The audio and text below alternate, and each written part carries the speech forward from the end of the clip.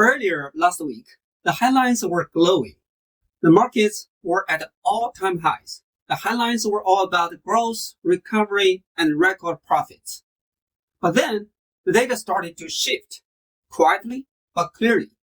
Under the surface, things aren't as strong as they look.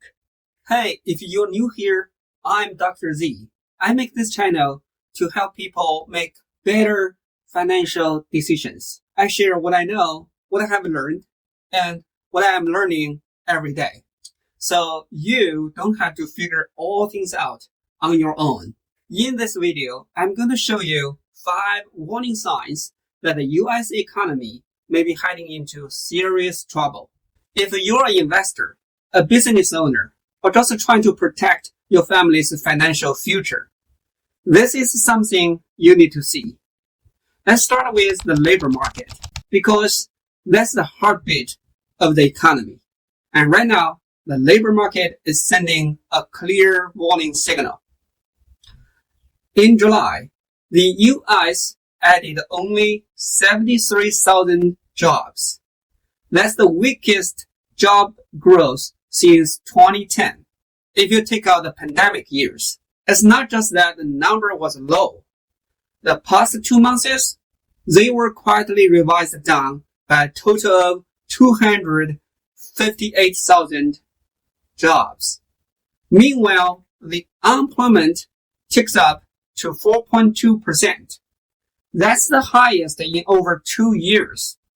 Now, while that number might not seem high by historical standards, it's the trend that matters. White-collar layoffs are increasing. Big companies are announcing hiring freezes.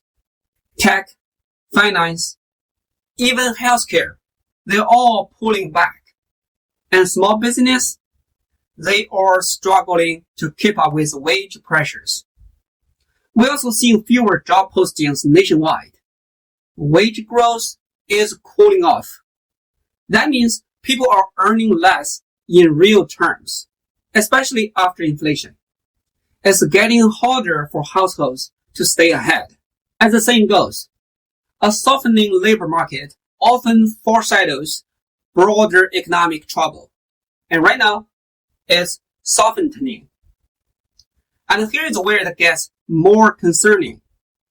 Even as the job market weakens, inflation is starting to pick up again. That's a dangerous combination. And it brings us to stagflation. That is when the economy slows down, but prices keep rising. It's the worst combination. Low growth and high inflation. And right now, we're seeing clear signs of both. According to Axios, core inflation is still above 3%, even as GDP growth is cooling. Consumer spending has slowed. Business investment is flat. And at the same time, your gas, groceries, insurance, and rent are all more expensive. Let's put the Federal Reserve in a tough spot. If they cut interest rates to boost the economy, they risk letting inflation flare up again. But if they keep the rates high, they risk pushing us into a recession. This is why Axios reported, and here I quote, "The ghost of stagflation is back, and the policymakers are nervous, and they should be, because inflation is no longer just about supply chains. We are seeing broad price pressure, especially in energy and housing. And when essential costs rise, while income stagnate, it squeezes everyone." So here's the big picture. The Fed is trapped. The economy is slowing, but inflation is still here. And that's stagflation. And one area where stagflation shows up very clearly is housing.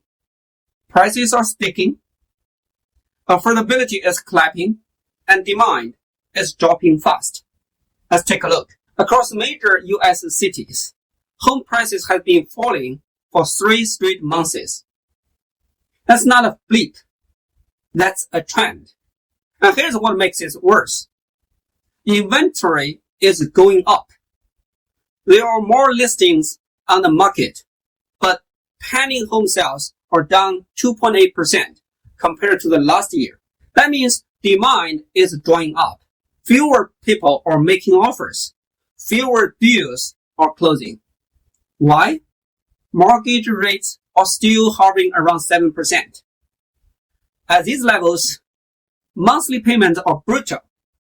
For the average American family, it's becoming impossible to afford the same house they could have bought just before the pandemic.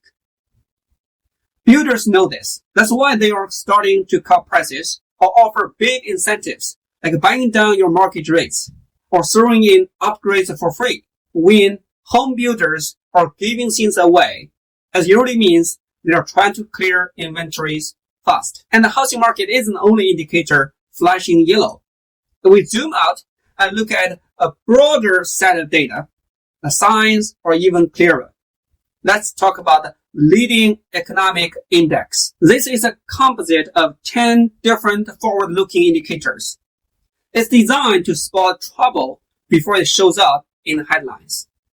In June, the LEI fell by 0.3%. That might not sound like much, but here is the real story. The LEI has now declined for 3 straight months, and it's down 2.8% just in the first half of 2025.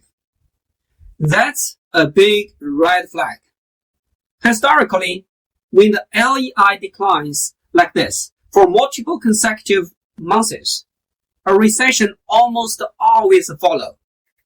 Not every time, but most times. And when it does, it's usually within the next 6 to 12 months. Now, here is what the conference board said. Persistent weakness in manufacturing, consumer expectations, and new orders. In other words, businesses aren't optimistic, consumers are cautious, and factories are slowing down. This isn't noise. This is a leading signal that the economy is losing momentum. If you're only watching stock prices, you're missing what the real economy is telling us. And the LEI is flashing a warning.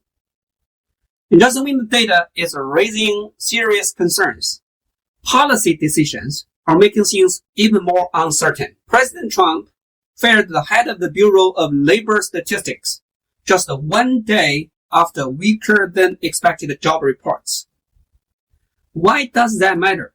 Because when a president removes the person responsible for publishing official economic data, right after the data makes the White House look bad, it raises serious credibility issues.